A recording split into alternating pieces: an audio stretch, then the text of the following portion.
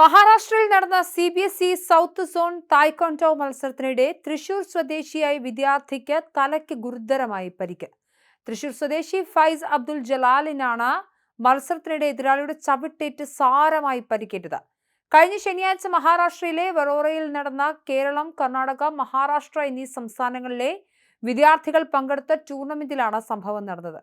മത്സരത്തിനിടെ നിയമങ്ങൾ ലംഘിച്ചുള്ള കിക്കുകൾ ഏറ്റതാണ് ഫൈസിന്റെ പരിക്കിന് കാരണമായത്.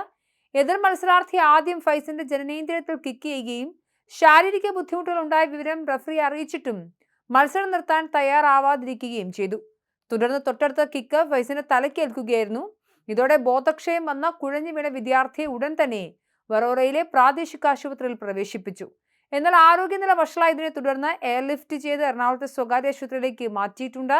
പരിശോധനയിൽ കുട്ടിയുടെ തലയോട്ടിക്കും തലച്ചോറിനും ഇടയിൽ രക്തം കട്ട പിടിച്ചതായി കണ്ടെത്തി. തുടർന്ന് അടിയന്തര ശസ്ത്രക്രിയയിലൂടെ രക്തം നീക്കം ചെയ്തു. നിലവിൽ വെന്റിലേറ്റർ സഹായത്തോടെ തീവ്ര പരിചരണ വിഭാഗത്തിലാണ് ചികിത്സ തുടരുന്നത്. കുട്ടി നിലവിൽ അപകടനില തരണം ചെയ്തിട്ടുണ്ടെന്ന് കുടുംബാംഗങ്ങൾ അറിയിച്ചു. മത്സരത്തിലെ റഫറിയും എതിർ മത്സരാർത്ഥിയും ആവശ്യമായ സുരക്ഷാ മാനദണ്ഡങ്ങൾ പാലിച്ചില്ലെന്ന് ഫൈസിന്റെ കുടുംബം ആരോപിക്കുന്നു. സ്കൂൾ അധികൃതരാണ് ഫൈസിനെ മത്സരത്തിനായി കൊണ്ടുപോയതെന്നും പരിക്ക് പറ്റിയ വിവരം കുടുംബത്തെ യഥാസമയം അറിയിക്കാൻ അവർ തയ്യാറായില്ലെന്നും ആരോപണമുണ്ട്. സംഭവത്തിൽ വീഴ്ച വരുത്തിയ റഫറിക്കും സ്കൂൾ അധികൃതർക്കുമെതിരെ കുടുംബം ഔദ്യോഗികമായി പരാതി നൽകിയിട്ടുണ്ട്.